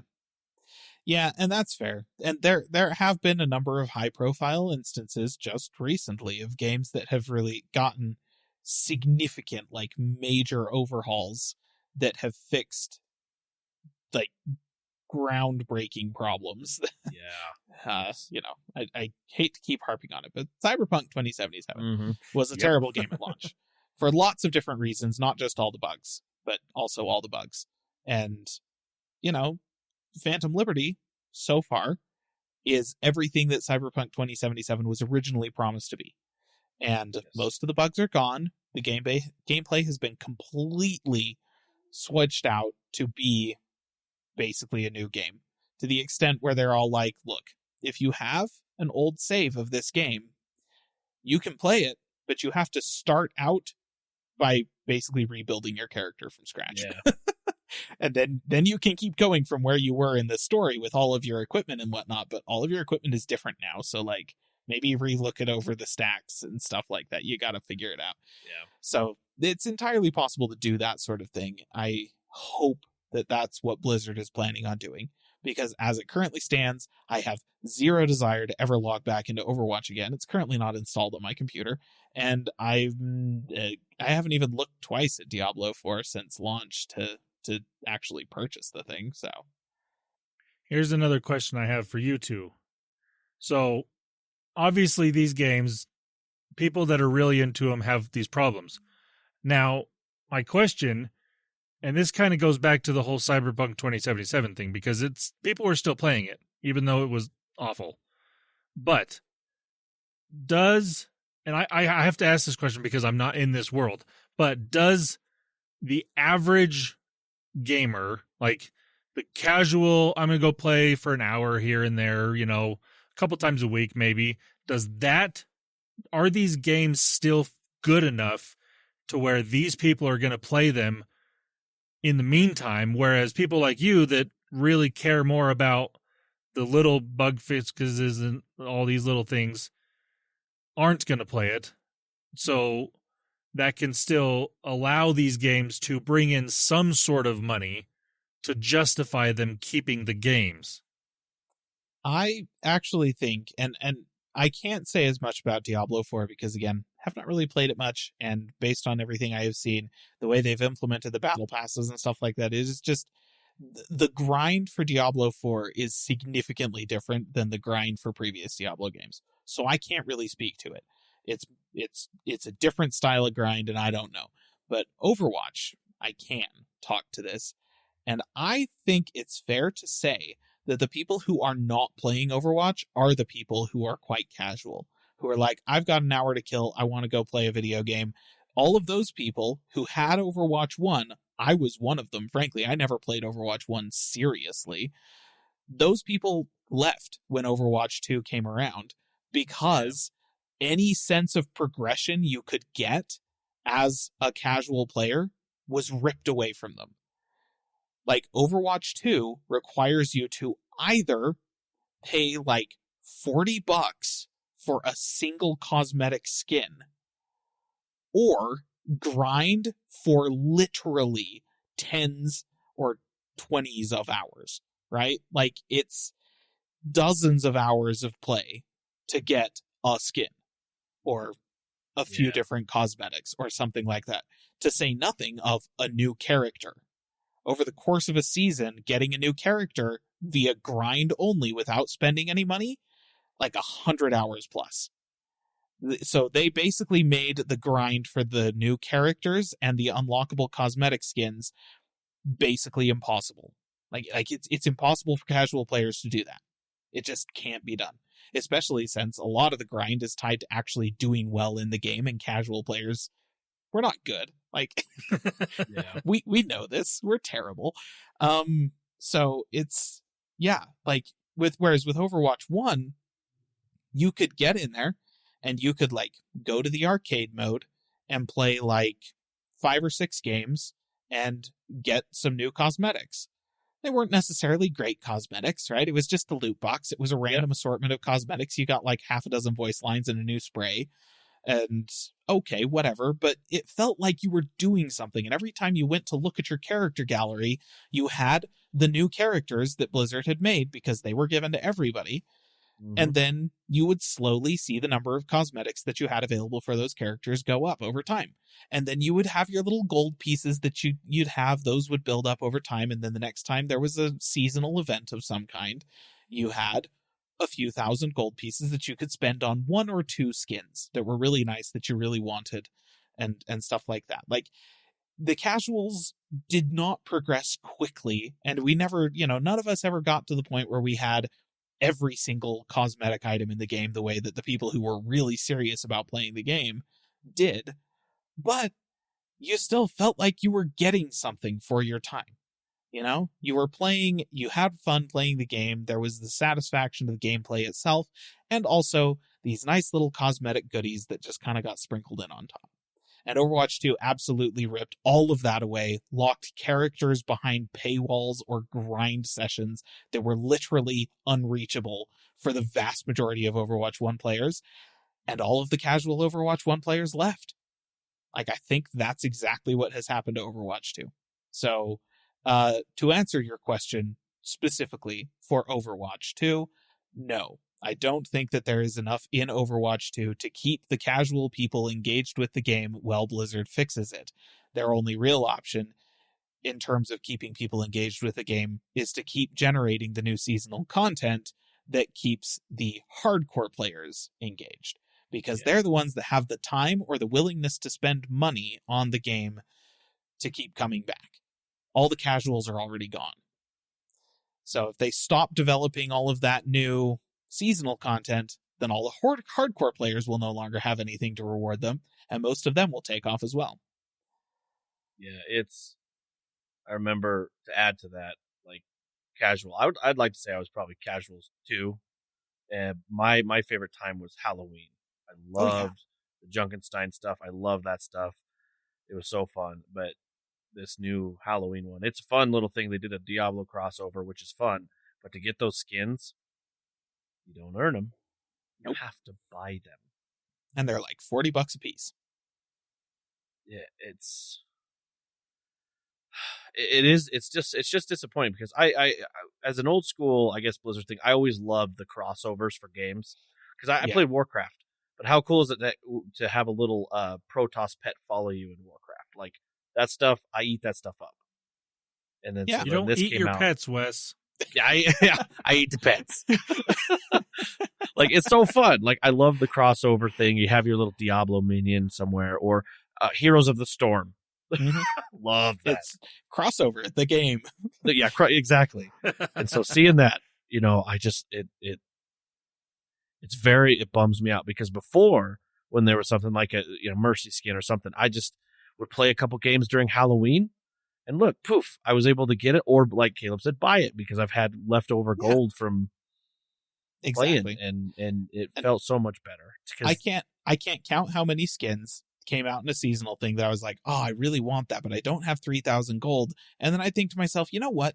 It'll be around again next year, and it'll only cost 1,000 gold then. And I would happily just sit back and wait for a year for those cosmetics to become available again. And then I would pay my 1,000 gold and happy as a clam, like that was the kind of long-term engagement that their previous model fostered. And Overwatch 2 has none of that. Like 0%. Yep. So I'd have to agree with that. Diablo, on the other hand, like, the only thing which is nice is there is no power increase, if you will, for their pay, like through the battle pass or anything. There's no power increase. I think the thing that, again, crossover. So I saw in Diablo 4, because I've been playing it. I've been enjoying that. It's great for casual. It's not, so when you get to like level 50, like, that's when the certain skill points end. You get into the Paragon and you get to 100. That grind from 50 to 100, like, I haven't got a level 100 character. I don't have that time. Like, don't have that time. But the crossover stuff, it's like you said, it feels bad, because they just released a horse mount that came from Warcraft. It's Arthas's Death Knight horse, Invincible, with the broken blade of Frostmourne on the back in Diablo. I think that's really cool, and it looks cool, but it's $5. Gosh dang it. I know. And so the stuff like that I wish was tied to an event where if you achieve something, like say it was like, hey, beat this dungeon, you and your buddies beat this dungeon within 5 minutes with all these changes and stuff, then it's yours. Then I'm like, sweet. Bragging rights and stuff. But see, I like that idea. And granted, that's old school Blizzard mind. I played a lot of Warcraft. That's what Warcraft was. Yeah. But, it just, those little things. But overall, Diablo, it's fine. Diablo 4 it's fine. That's the best I could, you know what I mean? Like, if you want to do the Battle the Pass. Best I can say. It's fine. If you want to do the Battle Pass, it's fine. You do get the cool cosmetics through the Battle Pass when you give them the money. That's what you get, But, I mean, all the other cosmetics and stuff are cool. You still get pretty cool stuff, so. But, it's fine. Which, we're done talking about that, which brings us into the next topic for Diablo 4, actually. So, I thought this was interesting and perfect timing, I guess, on Microsoft's side.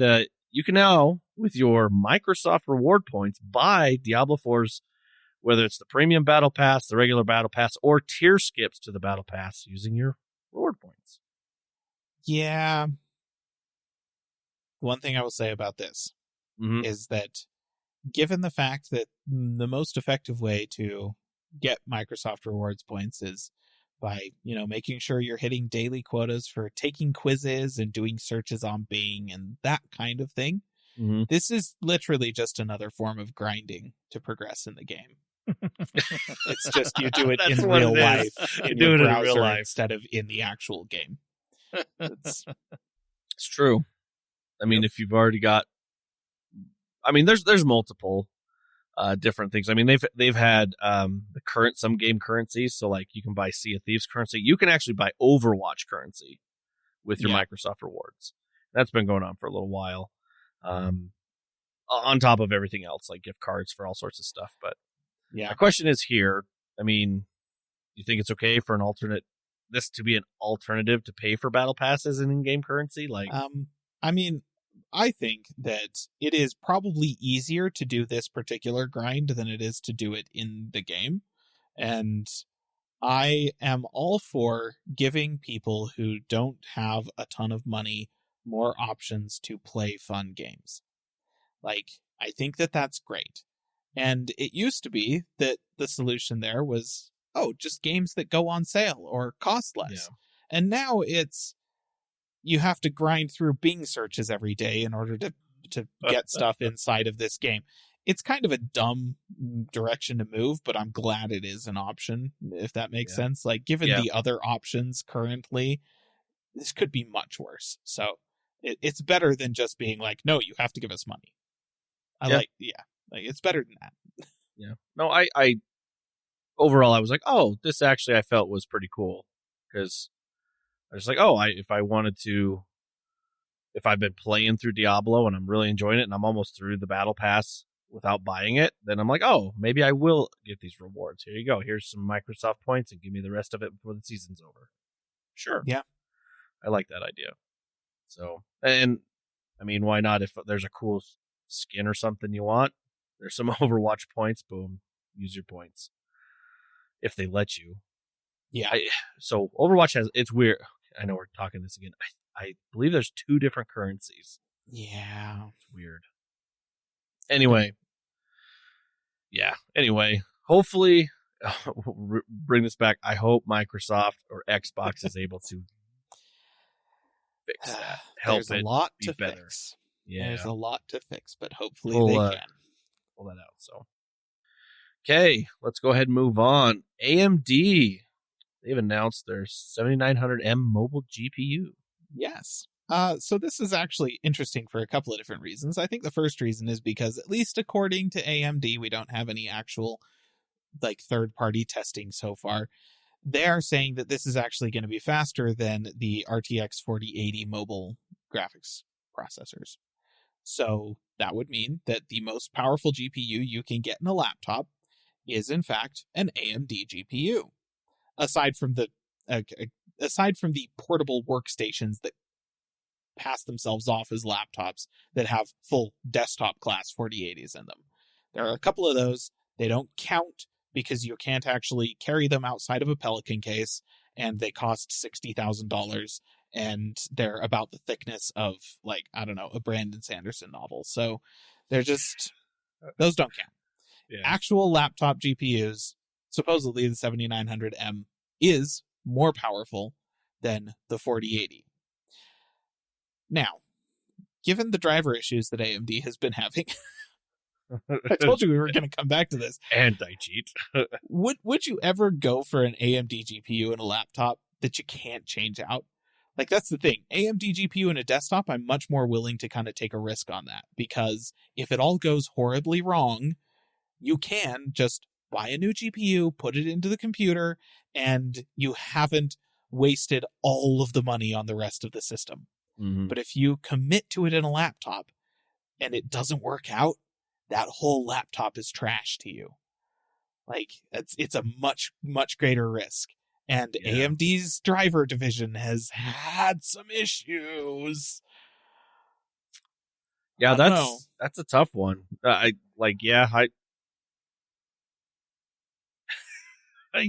probably would not give it the time, to be honest, Right. to get a new laptop. Like, I wouldn't.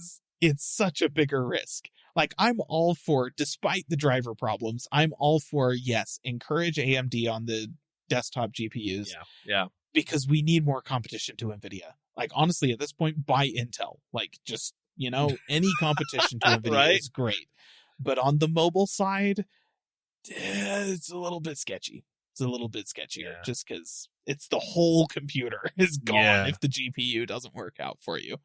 My recommendation on that would be, if you do want to take the risk, buy it, use it as much as you can within the first couple of weeks, and if you don't like it, you'll know by then. You can still return it and get something else. Yeah. Well, I mean, the thing that sucks, though, is that with AMD's drivers, you could end up with a situation where everything seems fine. It's running all of your games great. Everything is absolutely hunky-dory. Counter-Strike 2 releases. It's playing great. You're happy. And then AMD updates the drivers. You've had the laptop for like 6 months to a year or something. Everything has been absolutely perfect. And then suddenly, new drivers, and you are banned from playing Counter-Strike for reasons that do not make sense to anybody. It's so risky. It's so much riskier than GeForce. That's fair. Oh, it's rough. Yeah. So I don't know what the right answer is for you, listener, but it is worth thinking about. Yeah, definitely. All right, let's go ahead and move on to one of our favorite sections here, Doom News. Okay. This is a mod to Doom 2. It's called Venturous. And to, you know what? I'm just going to go ahead and read the title of the Kotaku article. New Doom mod is basically a badass Indiana Jones game. Oh, really? And I'm watching the videos, looking at the imagery. I'm looking at it right now. That is what it is. It is an Indiana Jones skinned Doom 2 mod, and I don't really think anything else needs to be said other than, why, thank you, Doom modders. Yes, please. Oh my gosh, look at this. Are you sure this is Doom 2? Because he was able to look up. Interesting. That wasn't Doom 2, wasn't it? No, not Or being was that able to not look added up and until down. later? Yeah, that wasn't in that engine at all, was it? So, I mean, to be clear, Doom 2 is one of the most heavily, with just the Doom engine in general, is one of the most heavily modified code bases in video game history. So there may be more than just the Indiana Jones skin going on to this mod. Oh, that's pretty cool. But yeah. That is awesome. That's so cool. Are you seeing this, Landon? Yeah, it looks awesome. Oh, it's so neat. I could sit here and watch this for a minute. That's cool. So he actually throws the torch, and then you can pick it back up and throw it again. Oh, yep. Doom This modders, is good. This is good. They're the best. Mm-hmm. I kind of want to get that mod now. That's awesome. All right. That's good news. Always like to end on a high note. Oh, it's always a good one. I think we are at the end of the episode, unless Landon has one more thing.